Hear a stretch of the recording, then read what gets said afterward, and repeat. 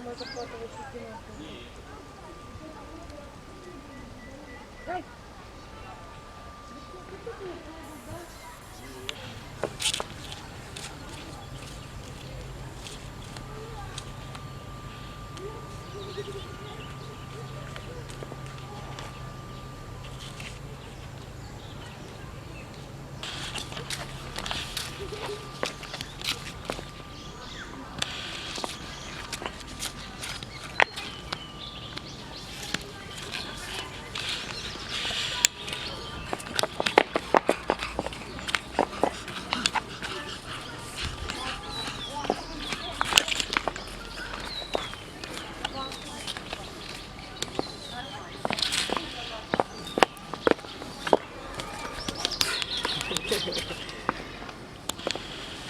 И понравилось.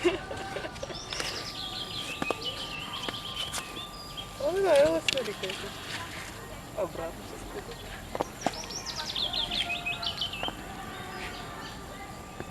Сначала стань нормально, потом сюда.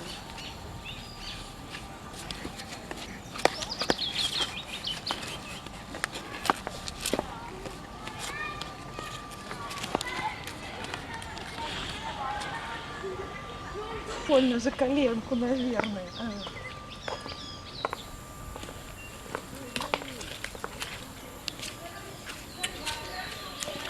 Привет! Наконец-то мы встретились. Привет, Серега. Привет.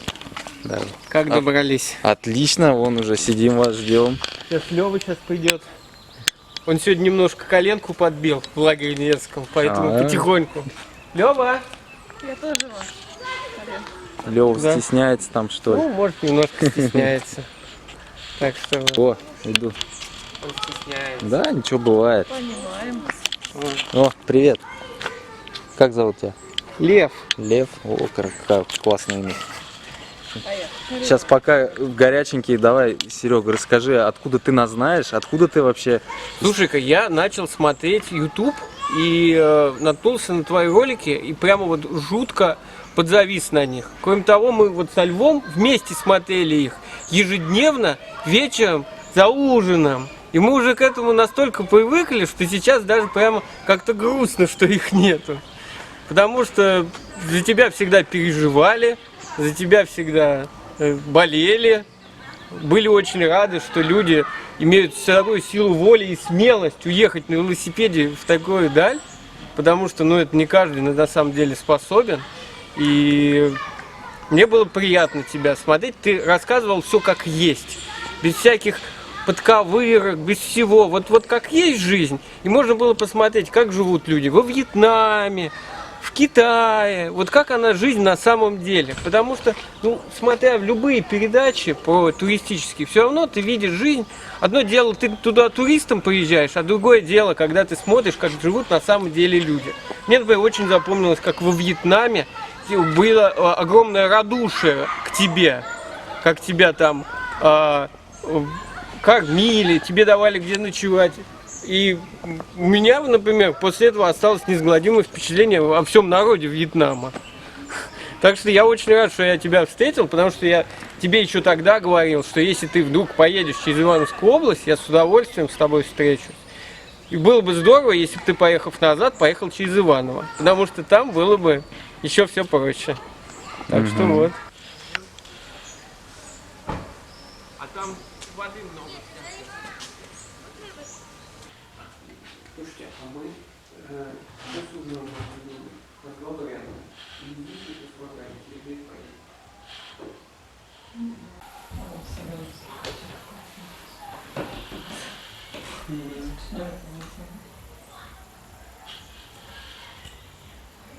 Еще помажем еще зеленку с тобой.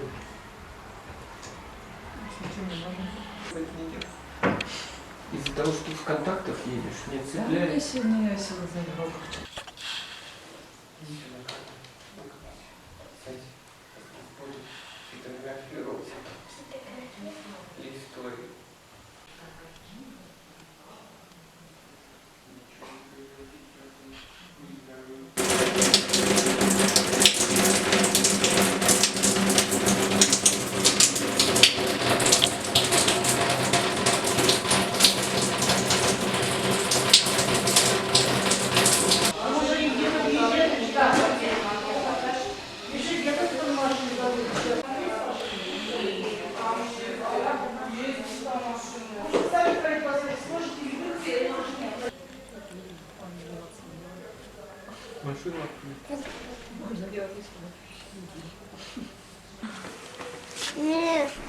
Активно ты.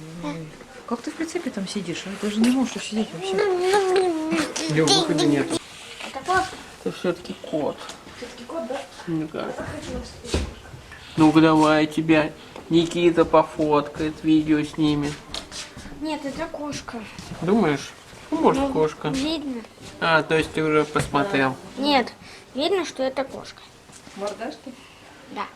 Нет, это кошка. Вот сейчас он малышковые эти нюхает, санинки. Это кошка.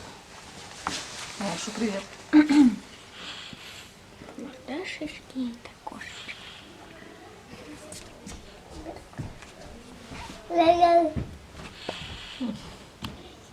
Сейчас.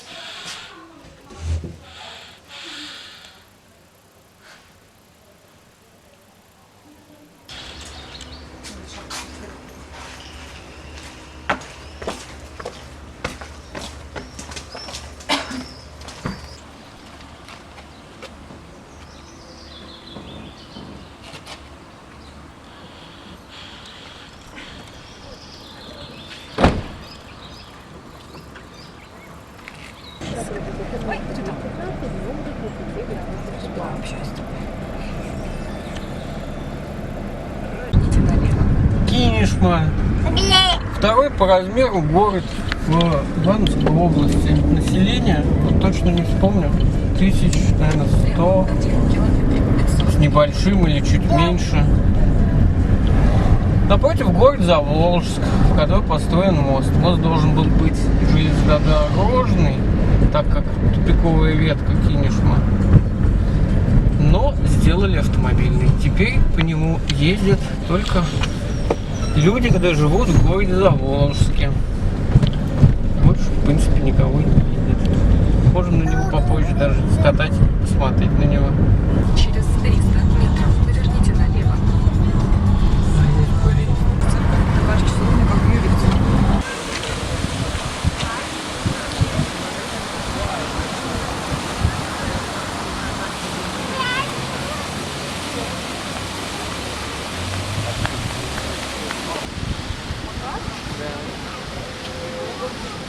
Доска.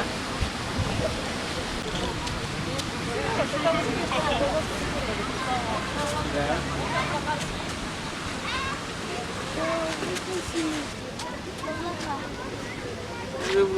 Да там все закрыто.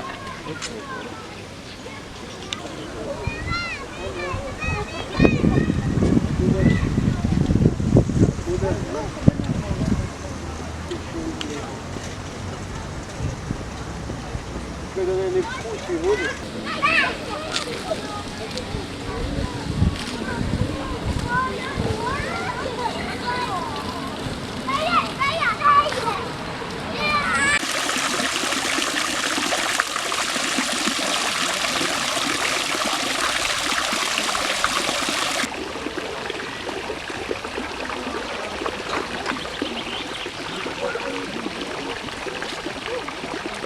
Все, новый папка, бородатый.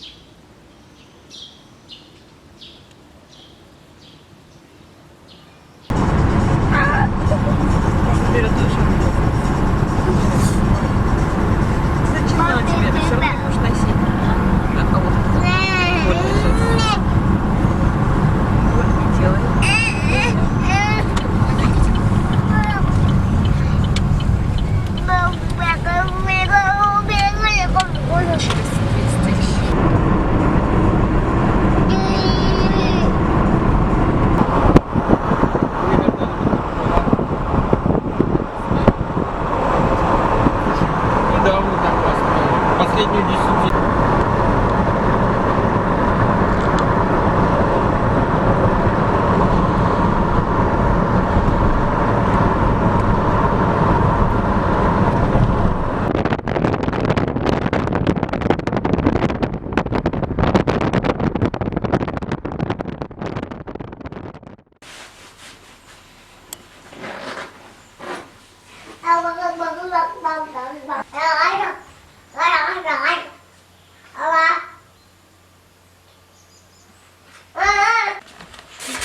Сюрприз наставники.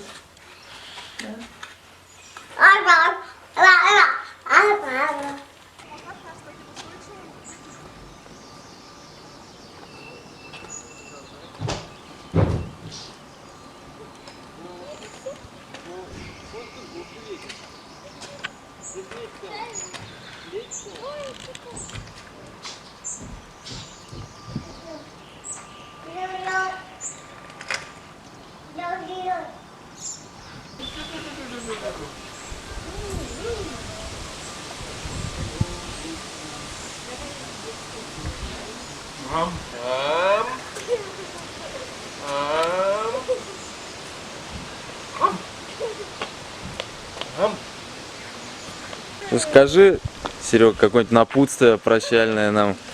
Берегите себя, будьте внимательны на дороге, мы за вас переживаем. Пока едете по Ярославской, Костромской области, звоните в любой момент. Если что понадобится, не стесняйтесь. Мы тут недалеко, на связи, всегда готовы вам всем помочь. Было очень приятно с вами увидеться, наконец-то. Спасибо большое, что вы к нам заехали. Мы долго этого ждали. Иди сюда. Ай! Поймали. Поймали.